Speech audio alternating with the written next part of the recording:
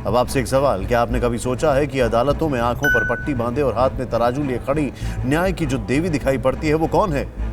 वो जो कोई भी है। कहा जाता है कि ये मूर्ति इस बात का प्रतीक है कि न्याय की देवी के सामने सभी समान हैं। लेकिन बॉम्बे हाईकोर्ट के एक फैसले से लगता है कि कानून की इस देवी ने दरअसल आंखों पर इस कदर पट्टी बांध रखी है कि उसे सच्चाई शायद कम दिखाई दे रही है।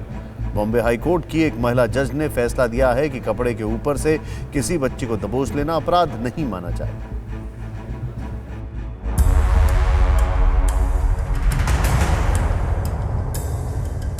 चौबीस जनवरी को जब देश नेशनल गर्ल चाइल्ड डे मना रहा था, तब बच्चियों के प्रति संवेदना के मामले में हमारे कानून की कलई खोलने वाली एक खबर सोशल मीडिया पर ट्रेंड कर रही थी।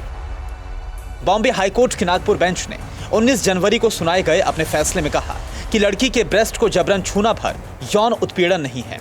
अगर कपड़े के ऊपर से छुआ गया है और स्किन टू स्किन टच नहीं हुआ है तो ये पॉक्सो कानून के सेक्शन 7 के तहत यौन उत्पीड़न और सेक्शन 8 के तहत दंडनीय अपराध नहीं है। ये केस 2016 का है।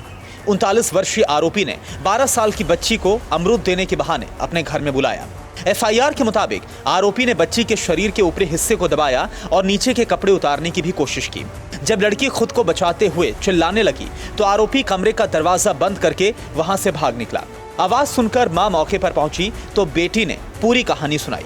ये मामला जब निचली अदालत में पहुंचा तो आरोपी को पॉक्सो यानी protection of children from sexual offences act के तहत 3 साल की सजा सुनाई गई। लेकिन आरोपी ने जब हाईकोर्ट में अपील की तो बॉम्बे हाईकोर्ट की नागपुर बेंच ने फैसला पलट दिया। सिंगल जज वाली बेंच की जज पुष्पा गनेठीवाला ने सजा को माफ करते हुए कहा कि सिर्फ ब्रेस्ट को जबरन छूना मात्र यौन उत्पीड़न नहीं माना जाएगा। इसके लिए यौन मंशा के साथ स्किन टू स्किन कांटेक्ट होना जरूरी है। निचली अदालत ने आईपीसी के तहत अलग से भी 1 साल की सजा सुनाई थी, जिसे हाईकोर्ट ने बरकरार रखा है। अब जरा 2 बातों पर गौर कीजिए। पहली बात, जज ये मान रही हैं कि बच्ची को जबरदस्ती पकड़ा और दबोचा गया है, फिर भी वो आरोपी को बरी कर दे रही हैं। यानी जज ने साबित कर दिया कि अपराध चाहे जितना भी जघन्य हो, सबूत के अभाव में कोर्ट लकीर से हट नहीं सकता। दूसरी बात, पॉक्सो कानून में कहा गया है कि यौन प्रताड़ना की मंशा से किया गया कोई भी अपराध इसके दायरे में आएगा। ऐसे में बच्ची का हाथ पकड़कर उसे कमरे के अंदर ले जाने से लेकर उसके शरीर के ऊपरी हिस्से को छूना क्या आरोपी की मंशा को समझने के लिए काफी नहीं है? जो डेफिनेशन है सेक्शन 7 की पॉक्सो एक्ट में, वो कहीं ये नहीं बोलती है कि आपका कपड़े से ऊपर टच है या कपड़े के अंदर से टच है। वो सिर्फ यही कहती है कि अगर आप किसी भी लड़की के ब्रेस्ट, उसके प्राइवेट पार्ट्स को टच करते हैं या उस बच्ची से किसी पुरुष के प्राइवेट पार्ट्स को टच कराते हैं तो वो सेक्सुअल असॉल्ट माना जाएगा, जिसमें 3 साल से ज़्यादा की सज़ा का प्रावधान है। तो मुझे लगता है कि ये जो जजमेंट आया है बहुत गलत है। इससे रेपिस्ट और पीडोफाइल्स को फ़ायदा मिलेगा। पिछले साल नवंबर में सुप्रीम कोर्ट में एक मामले की सुनवाई के दौरान अटॉर्नी जनरल के वेणुगोपाल ने कहा था कि निचली अदालतों और हाईकोर्ट के जजों को भी जेंडर के मुद्दे पर संवेदनशील बनाने की जरूरत है। एक गाइडलाइंस बनाई जानी चाहिए कि यौन उत्पीड़न के मामलों के साथ किस प्रकार की संवेदनशीलता बरती जाए। हमें अपने जजों को शिक्षित करने की जरूरत है।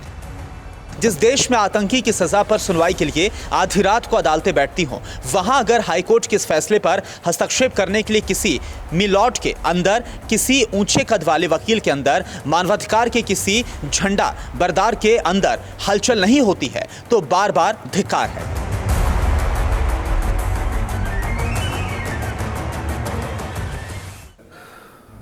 इस मामले में आरोपी का पक्ष भी सुन लीजिए।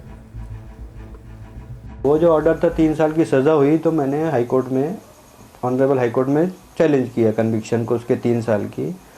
तो जो ऑनरेबल हाईकोर्ट ने उसका 3 साल का कन्विक्शन जो है वो 1 साल का कर दिया। 3 साल को 1 साल में कन्वर्ट कर दिया। और कोर्ट का ऑब्जर्वेशन ऐसा था उसमें कि देखिए कि जो सेक्शन पोक्सोस के जो है वो उसमें अट्रैक्ट नहीं होते, इसलिए उसको सेक्शन 354 में कन्वर्ट करके कोर्ट ने उसको सेंटेंस 1 साल का कर दिया।